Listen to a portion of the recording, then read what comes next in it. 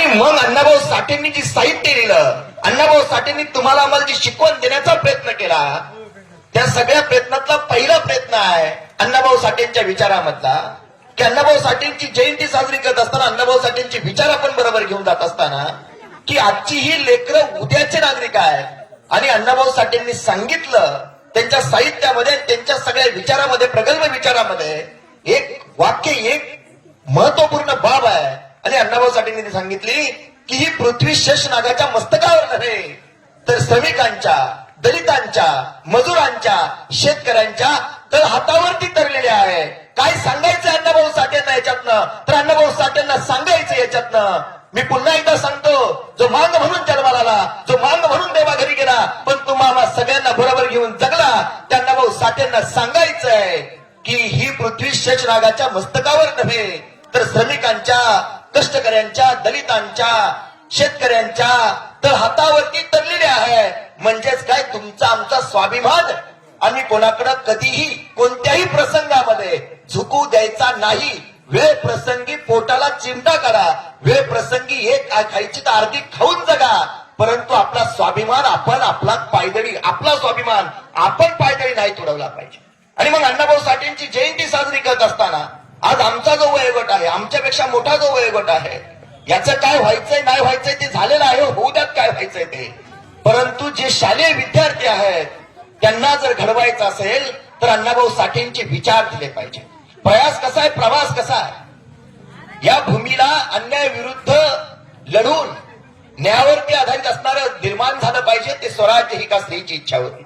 ते स्वराज्य निर्माण करण्यासाठी 12 बलुत्यांसहित तुम्हा सगळ्यांना बरोबर घेऊन ज्यांनी स्वराज्य निर्माण केलं, ज्यावेळेस स्वराज्य निर्मिती किंवा आदिलशाही, निजामशाही, कुतुबशाही, औरंगजेब बादशाह यांच्या विरुद्ध बोलणं सुद्धा अवघड मानलं जायचं, त्यावेळेस संघटन कौशल्य आणि नेतृत्व कौशल्याच्या जीवावरती राजांनी स्वराज्य निर्माण केलं. कशासाठी? तुमच्या आमच्या सर्वांसाठी स्वराज्य निर्माण केलं. त्या स्वराज्याला खांद्यावरती लिहिलं, पेललं आणि सांभाळलं, राखलं त्या छत्रपती संभाजी महाराजांनी. परंतु या सर्वांच्या कालावधीमध्ये ज्यावेळेस छत्रपती संभाजी महाराज यांचे हलाल करून त्यांना ठार केलं गेल्याच्या नंतर पुढच्या काही कालावधीमध्ये तुमच्या आमच्यातले असणारे जे आतले गुण आहेत, हे हिंदुस्थानच्या भारतभूमीच्या पवित्र भूमीतले तुमच्या आमच्यातले जे आतले गुण आहेत, त्या गुणाचा परत एकदा परक्यांनी गैरफायदा घेतला आणि आपल्यावरती इंग्रजांनी राज्य केलं. काल आपण आपला स्वातंत्र्य दिन साजरा केला. कितवा स्वातंत्र्य दिन साजरा केला? तर आपण 80वा स्वातंत्र्य दिन साजरा केला. आणि 80वा स्वातंत्र्य दिन साजरा करत असताना जर तुम्ही आम्ही शिवरायांच्या भूमीत राहतो, तुम्ही आम्ही संभाजीराजांच्या भूमीत राहतो, तुम्ही आम्ही डॉक्टर बाबासाहेब आंबेडकर निर्माण केलं संविधानाच्या माध्यमातून चालतो, तुम्ही आम्ही अण्णाभाऊ साठेंची जयंती साजरी करून बाबांनो त्यांचं लिखाण म्हणजेच काय तर त्यांचं असलेलं साहित्य वाचण्याचा प्रयत्न करतो. 80वी जयंती साजरी करत असताना नेमकं स्वातंत्र्य कशाला म्हणतायत हे एकदा अंतःकरणाला जाऊन विचारा. मी तुम्हाला छाती ठोकपणे सांगतो, आज स्पष्टीकरण द्यायला आणि व्याख्यान द्यायला तेवढा वेळ नाहीये. 80वा स्वातंत्र्य दिन एका बाजूला साजरा करतोय आणि दुसऱ्या बाजूला आपण पारतंत्र्याच्या वाटचालीकडे पुन्हा एकदा चाललोय.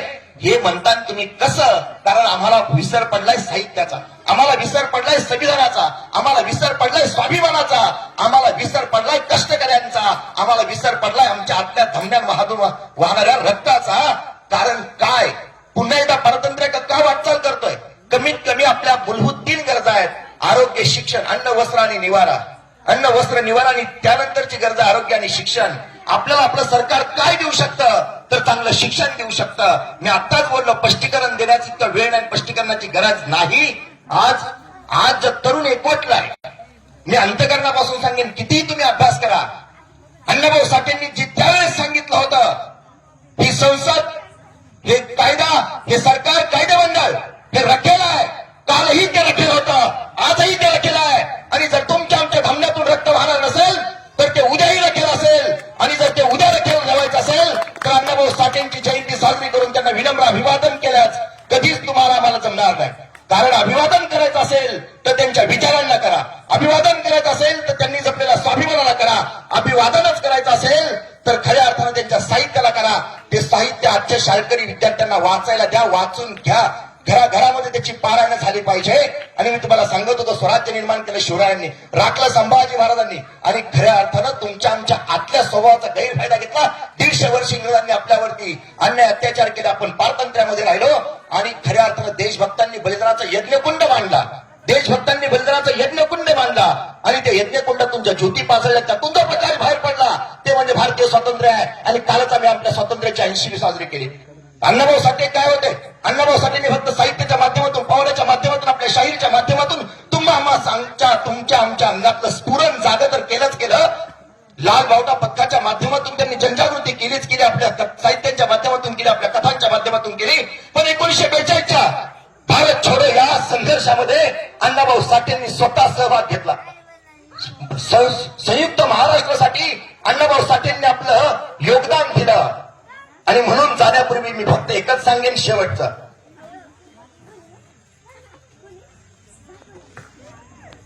त्यांची जी गीत अजरामर आहे, अशी अनेक गीतं आहेत. अण्णाभाऊ साठेंवरची जी गीतं आहेत त्यातलं एक कडवं मी तुम्हाला सांगेन. अण्णाभाऊ साठेंचं जे गीत अजरामर आहे ते तुम्हाला मी सांगेन. आणि शृंखला कशी आहे, आपण सगळेजण काल एक होतो, आजही एक आहे आणि उद्या एक आहे. आता कोणतरी बोलता बोलता सांगितलं,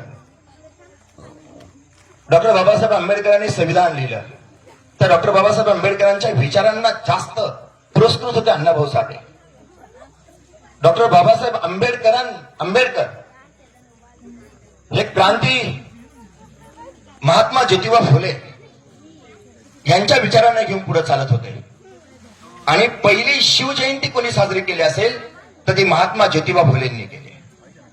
हे महापुरुष, हा विचार तुम्हा कोणाचा नाहीये, ही राष्ट्राची संपत्ती, आणि ती राष्ट्राची संपत्तीच राहिली पाहिजे.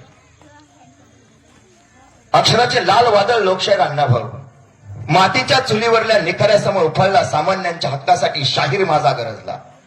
सामान्यांच्या हक्कासाठी शाहीर माझा गरजला. तुम्ही आम्ही सगळेजण सामान्य आहे. स्वाभिमान, पुन्हा एकदा सांगेन, स्वाभिमान जागा ठेवा. जर आपण आपला स्वाभिमान विकला, त्या क्षणी आपण आपला देश विकला, त्या क्षणी आपण सगळं काही विकून टाकलं. मातीवरच्या चुलीवरच्या निखरास उपळला, सामान्यांच्या हक्कासाठी शाहीर माझा गरजला. फकीराच्या वाटेवरती पेटून दिली मशाल, आभाळाच्या पाठीवरती लिहून गेला तो इतिहास लाल, तो इतिहास लाल. शब्द नव्हते ते केवळ ती होती धगधगणारी तलवार. शब्द नव्हते ते केवळ ती होती धगधगणारी तलवार. झोपड्यांच्या विश्वातून आले जिने उभी सारी ढाल. मुंबईच्या त्या धोक्यातनं आणि गिरगावच्या त्या घामातनं अण्णाभाऊंनी उचलला शोषितांच्या स्वाभिमानाच्या जगात. आंबेडकरी विचारांची पेरली जिने रोपे. रशियाच्या आभासनातून ज्याने गाजवली भाषणं. फकीरा वैजवंत आणि मातापरींची ती पात्रे जिवंत झाली कागदावर वाचून त्यांचे. रशियात गेल्यानंतर अण्णाभाऊ साठेंनी रशियामध्ये आपल्या भाषणाला, आपल्या कथेला, आपल्या पोवाड्याला सुरुवात करताना सांगितलं होतं, मी शिवरायांच्या, छत्रपती शिवरायांच्या महाराष्ट्रातून आलोय. सुरुवातीला, भाषणाच्या सुरुवातीला सांगितलं होतं, मी शिवरायांच्या, छत्रपती शिवाजी महाराजांच्या महाराष्ट्रामधून आलोय. म्हणजे मला सांगायचं काय, अण्णाभाऊ साठे कुठल्या विचारसरणीतनं, कुठल्या जडणघडणीतनं घडले होते.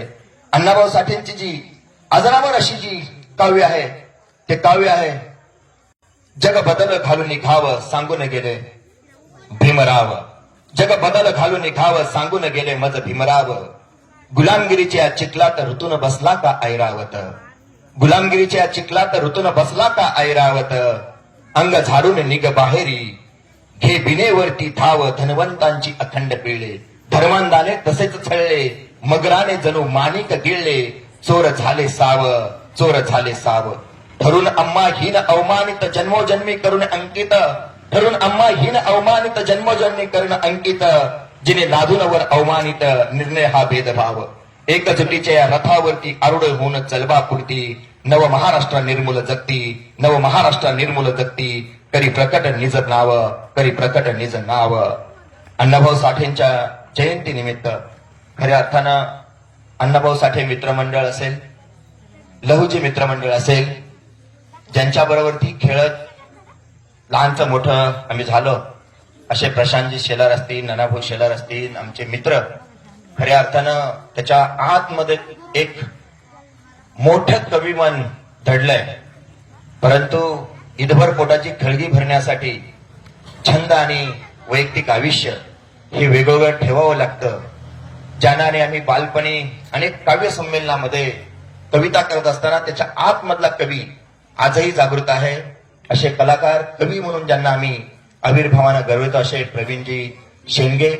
आणि खऱ्या अर्थानं आजची जयंती साजरी करण्यामध्ये या सर्व तरुणांचा जो हात आहे, ज्या तरुणांचा अट्टहास आहे, त्यांचा प्रयत्न आहे. हा प्रयत्न असाच असायला पाहिजे. मी भाषणाच्या सुरुवातीला सांगत होतो की जयंती खरंच विचारांची झाली पाहिजे, विचारांच्या जागृतीची झाली पाहिजे, वाचून झाली पाहिजे, साहित्याची, ग्रंथांची झाली पाहिजे. हे तेवढंच खरं आहे. परंतु मी अंतःकरणापासून सांगतो, कशी का होईना होते त्याला महत्व आहे, काही ना काही. कारण कुठतरी म्हटलेलं आहे, आई ज्यावेळेस लेकराला दूध पाजते ते पुन्हा उलटी करतं, आई त्याला जवळ घेते, पुन्हा दूध पाजते, पुन्हा उलटी करतं. कुणतरी तिला म्हणते तू पाजते, ती उलटी करते, कशासाठी पाजते? त्यावेळेस ती सांगते एखादा सीत का होईना, एखादा का होईना कर, एखादा का होईना थेंब त्याच्यात राहील. तसं मला इथं माझ्या बोलण्याचा विपर्यास करू नका. जयंती ही विचारांचीच, आणि जितकी निर्गुण आणि जितकी उत्सवपूर्वक साजरी करता येईल.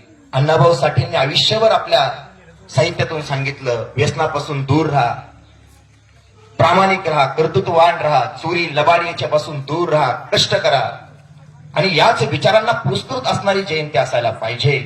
परंतु होते ना साजरी 19-20 थोडंफार इकडं तिकडं झालं तरी होऊ द्या, पण आजच्या या चिमुकल्यांच्या लेकरावरती अण्णाभाऊ साठे या निमित्तानं तरी पडतायत.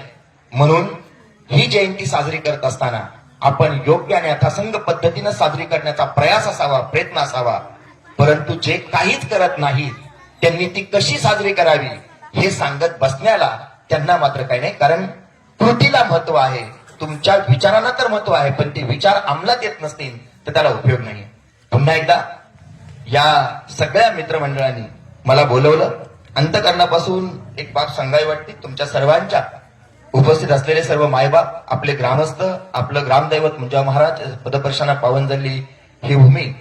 या वर्षी महामानव डॉक्टर बाबासाहेब आंबेडकरांच्या जयंती निमित्त प्रशांत 39 ठिकाणं बोलायला संधी मिळाली. हेच खरं आपलं जीवन आहे, हेच खरं आपलं भाग्य आहे. आणि 1 ऑगस्ट पासून आज 16 ऑगस्ट आहे. अण्णाभाऊ साठेंच्या साहित्यावरती, अण्णाभाऊ साठे, मी अण्णाभाऊ साठेंचं साहित्य, अण्णाभाऊ साठे एक शाहीर, अशा वेगवेगळ्या विषयावरती आतापर्यंत 12 वेळा बोलण्याची संधी मिळाली. आणि आतमध्ये जाऊन अंतःकरणाला विचारलं तर आमच्यासारख्याचं जगणं हेच आहे. आणि याच्यातच आम्हाला धन्यता वाटते, याच्यातच आम्हाला भाग्य वाटतं. याच्या पलीकडचं कुठलंही विश्व आमच्यासारख्याचं नसतं. पुन्हा एकदा सगळ्यांच्या मनापासून धन्यवाद व्यक्त करतो.